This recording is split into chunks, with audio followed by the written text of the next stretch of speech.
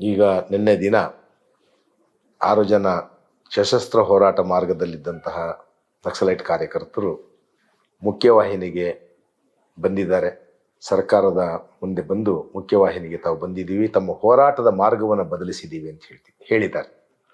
ಸರ್ಕಾರ ಕೂಡ ಅದನ್ನು ಬಹಳ ಮುಕ್ತವಾಗಿ ಸ್ವಾಗತಿಸಿದೆ. ಸರ್ಕಾರ ಅವ್ರಿಗೆ ಹೇಳಿದೆ, ನಿಮ್ಮ ಪುನರ್ವಸತಿಗೆ ಬೇಕಾಗಿರುವ ನೆರವನ್ನು ಕೊಡಕ್ಕೆ ನಾವು ಬದ್ಧವಾಗಿದ್ದೀವಿ.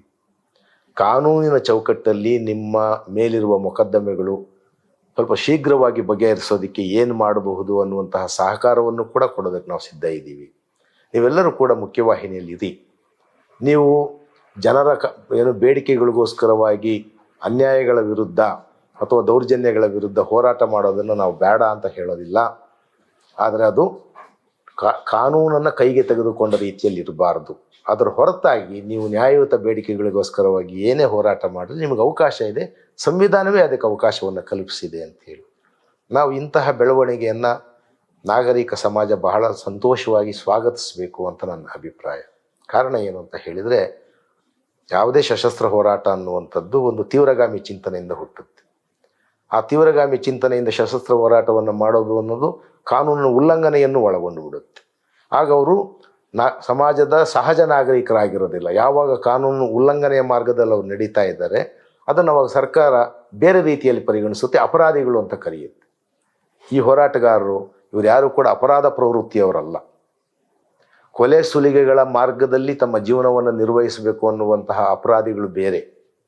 ಆದರೆ ಸಮಾನತೆಯನ್ನು ತರಬೇಕು, ಸಮಾಜದಲ್ಲಿ ಒಂದು ಬದಲಾವಣೆಯನ್ನು ತರಬೇಕು ಅನ್ನೋ ಆಶಯದಿಂದ ಅನಿವಾರ್ಯವಾಗಿ ಕೆಲವು ಸಲ ಕಾನೂನನ್ನು ಕೈಗೆತ್ತಿಕೊಳ್ಳುವ ಹಿಂಸೆಯ ಮಾರ್ಗವನ್ನು ಅವರು ಪ್ರತಿಪಾದಿಸಿರೋದು ಬೇರೆ. ಅದರಿಂದ ಅವೆರಡನ್ನು ಭಿನ್ನವಾಗಿ ನೋಡೋದಕ್ಕೆ ನಮಗೆ ಅಭ್ಯಾಸ ಆಗಬೇಕು. ಅಪರಾಧ ಲೋಕಗಳಲ್ಲಿ ಅಪರಾಧ ಚಟುವಟಿಕೆಗಳನ್ನು ಮಾಡ್ತಾ ಜನರ ಬದುಕಿಗೆ ಕಂಟಕವಾಗಿರೋರು ಆ ವರ್ಗವನ್ನು ಈ ವರ್ಗವನ್ನು ಒಂದೇ ಅಂತ ನಾವು ನೋಡಬಾರ್ದು. ಇವರು ಹಿಂಸೆಯನ್ನು ತಮ್ಮ ಬದುಕಿನ ಜೀವನಾಧಾರವನ್ನಾಗಿ ಬಳಸಿರೋರಲ್ಲ, ಸುಖ ಮಾರ್ಗವನ್ನಾಗಿ ಬಳಸಿರೋರಲ್ಲ. ಕಾನೂನು ಮುರಿಯೋದು ಅನ್ನೋದು ಲಾಭಾಕಾಂಕ್ಷೆಗೆ, ಅಕ್ರಮವಾಗಿ ಹಣ ಗಳಿಸೋದಕ್ಕೆ, ಸುಖ ಸೌಲಭ್ಯಗಳನ್ನು ಹೊಂದೋದಕ್ಕೆ ಅಂತ ಮಾಡಿರೋರಲ್ಲ.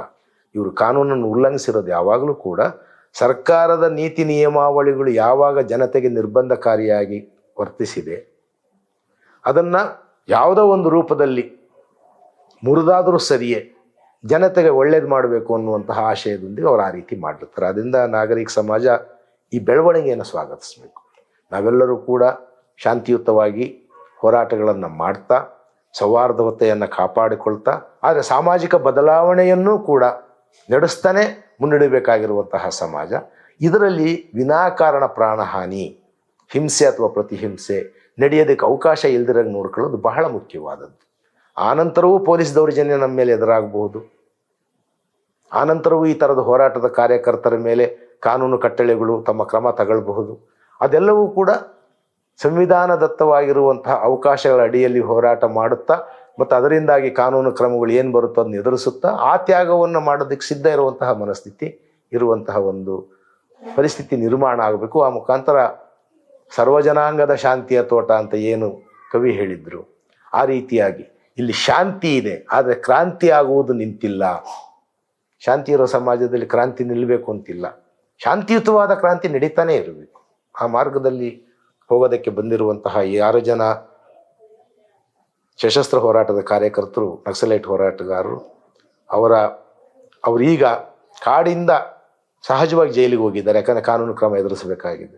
ಜೈಲಿಂದ ಅವರು ನಾಡಿಗೆ ಬಂದಾಗ ಅವರು ನಮ್ಮ ನಡುವಿನ ಹೋರಾಟದ ಮುಖಂಡರುಗಳು, ಮುಂದಾಳುಗಳು ಅನ್ನುವ ರೀತಿಯಲ್ಲಿ ನಾವು ಅವರನ್ನು ನಡೆಸ್ಕೊಂಡು ಅವರಿಗಿರುವ ಬದ್ಧತೆ, ಜನಪರ ಕಾಳಜಿಗಳ ಮುಖಾಂತರವಾಗಿ ಸಾಮಾಜಿಕ ಬದಲಾವಣೆಯ ಹಾದಿಗೆ ಜನತೆಯನ್ನು ಪ್ರೇರೇಪಿಸುವುದಕ್ಕೆ ನಾವೆಲ್ಲರೂ ಕೂಡ ಮುಕ್ತ ಮನಸ್ಸಿನಿಂದ ಸಿದ್ಧರಾಗಿರಬೇಕು.